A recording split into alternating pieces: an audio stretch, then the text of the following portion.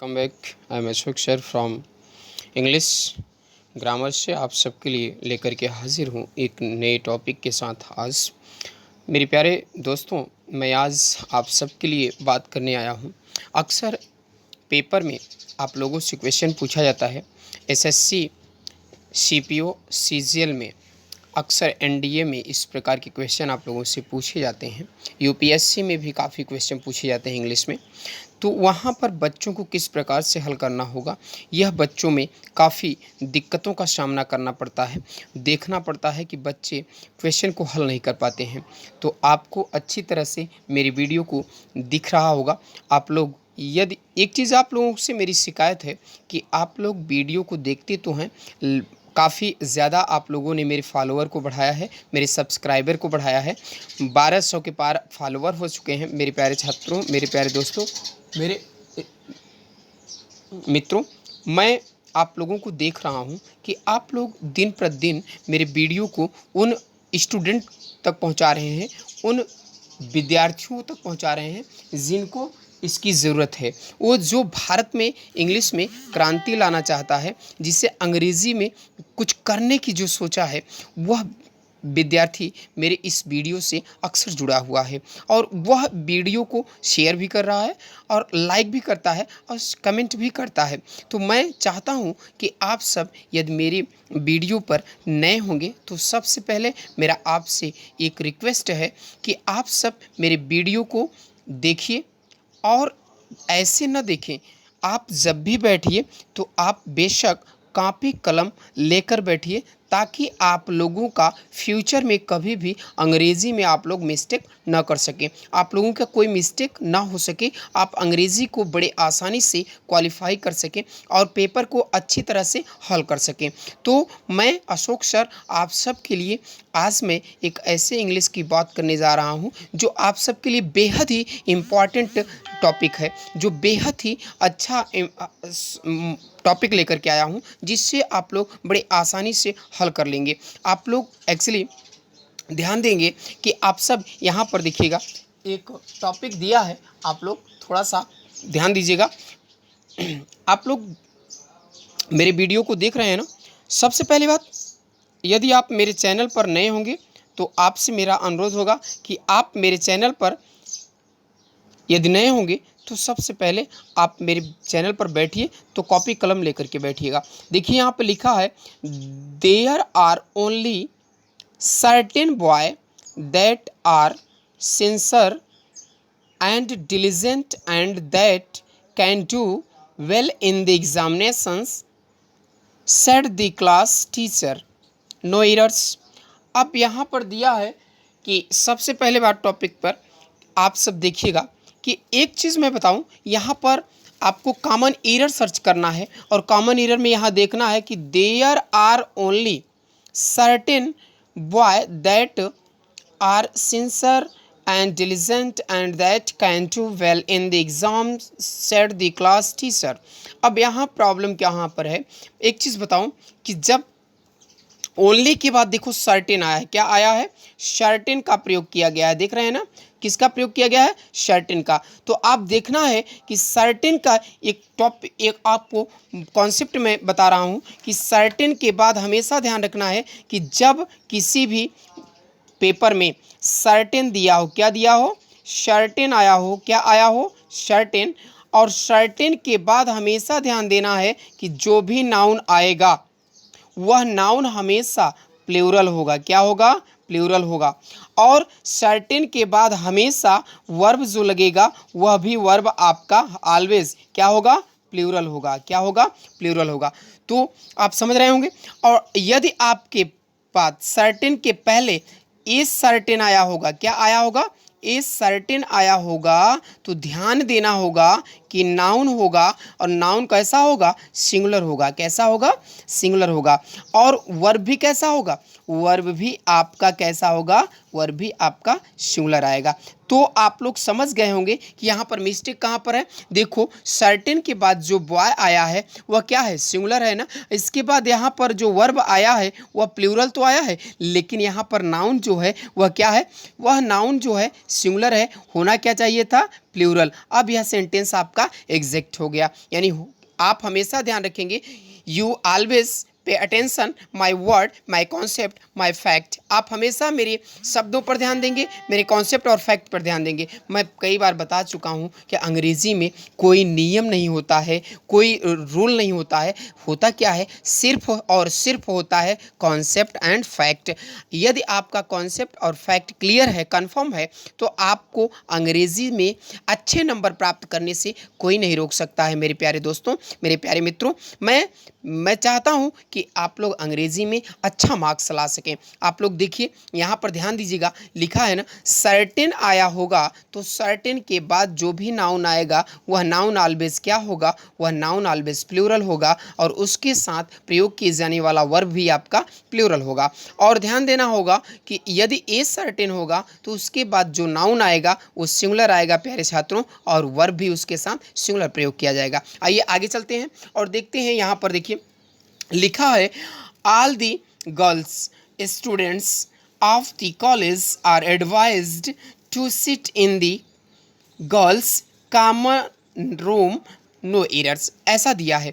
अब ध्यान यहाँ पर देना होगा, ऑल दी गर्ल्स स्टूडेंट्स। अब ध्यान देना होगा, जब कभी भी इस प्रकार के नाउन को गर्ल स्टूडेंट हो तो इस प्रकार के नाउन को हम क्या कहते हैं, कंपाउंड नाउन कहते हैं। क्या कहते हैं, कंपाउंड नाउन कहते हैं। ध्यान देना होगा, क्या होगा, जब गर्ल स्टूडेंट्स का प्रयोग किया गया हो तो हमेशा ध्यान रखिए, स्टूडेंट का प्रयोग किया गया हो तो हमेशा ध्यान रखिए, इसे हम क्या कहते हैं, कंपाउंड नाउन कहते हैं। क्या कहते हैं, कंपाउंड नाउन कहा जाता है।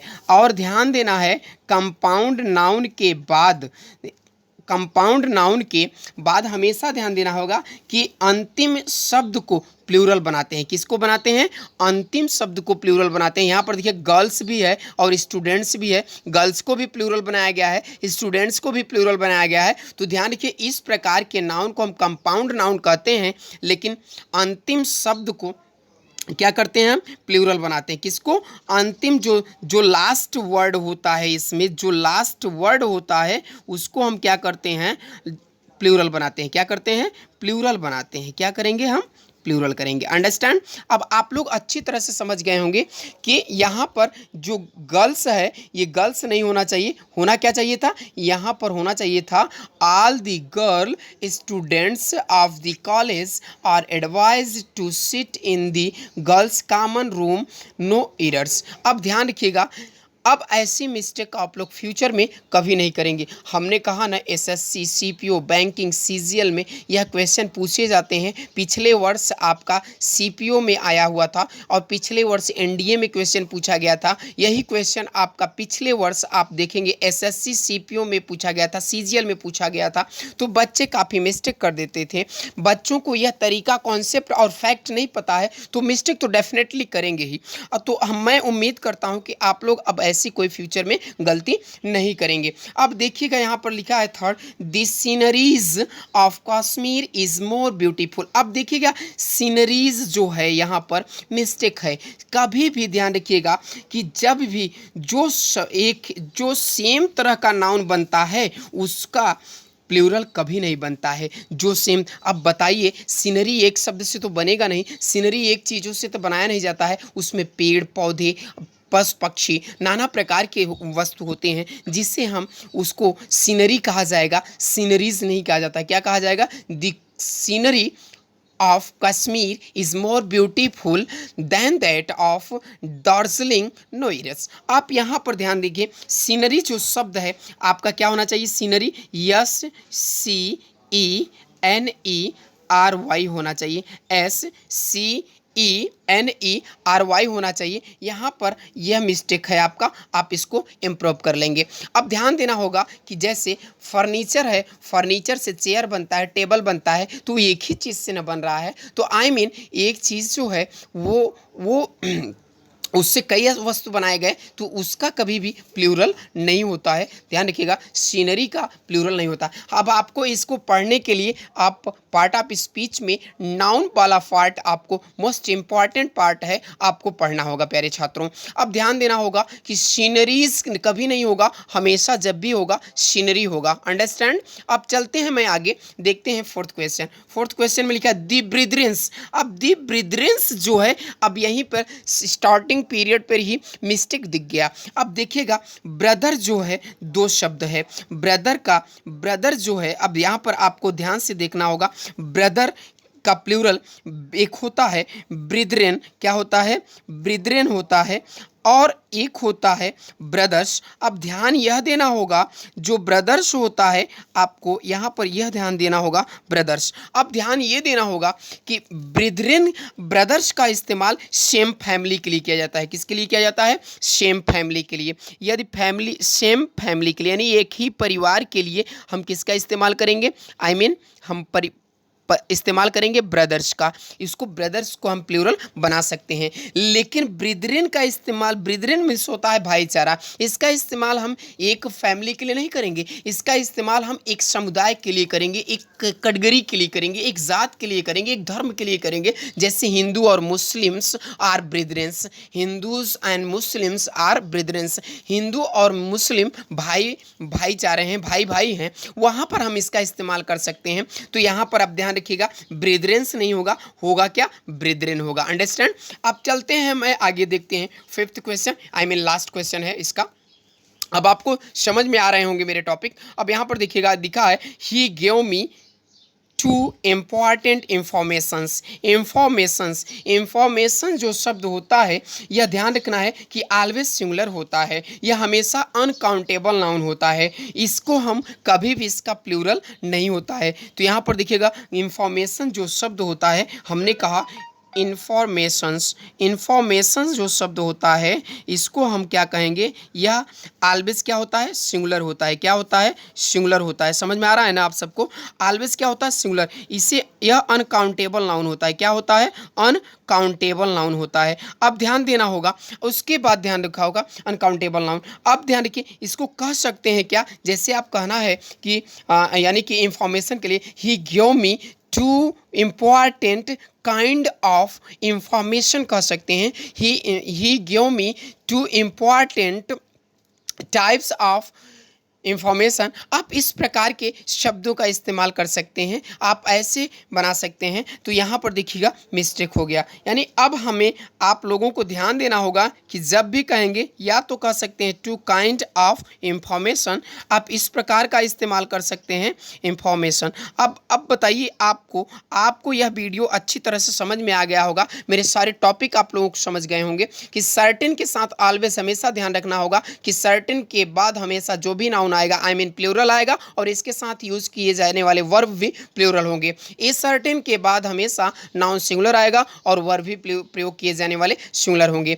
गर्ल्स स्टूडेंट, इस प्रकार के जब जैसे बॉयज स्टूडेंट्स होगा, तब यहाँ पर ध्यान रखिएगा, इन सबको कंपाउंड नाउन कहा जाता है। इनको हम लास्ट वाले वर्ड को प्लूरल बनाते हैं, यानी दोनों वर्ड को हम प्लूरल नहीं बना सकते हैं। अब दिस सीनरीज कभी नहीं होता है, सीनरी होता है, इसलिए सीनरीज का कभी प्लूरल नहीं बनाया जाता है, सीनरी ही होता है। अंडरस्टैंड। दी ब्रिदरेंस में कभी यस या यस नहीं होता। ब्रदर शब्द एक ऐसा शब्द है, इसका प्लूरल होता है ब्रिदरेन, दूसरा प्लूरल होता है ब्रदर्स। ब्रदर्स का इस्तेमाल सेम फैमिली के लिए करते हैं। किसके लिए करते हैं? सेम फैमिली के लिए करते हैं। और ब्रिदरेन का इस्तेमाल हम एक समुदाय के लिए, एक जात के लिए करते हैं, और इसका प्रयोग आप हिंदू और मुस्लिम, सिख और ईसाई, यानी हर प्रकार के समुदाय के लिए आप कर सकते हैं।